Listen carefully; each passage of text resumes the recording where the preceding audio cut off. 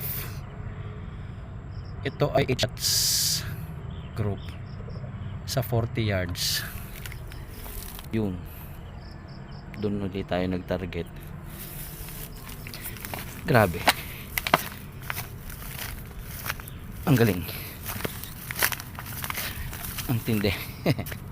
Nakakatuwa.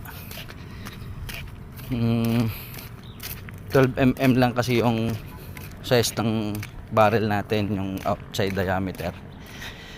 Nilagyan ko ng 16mm na CF.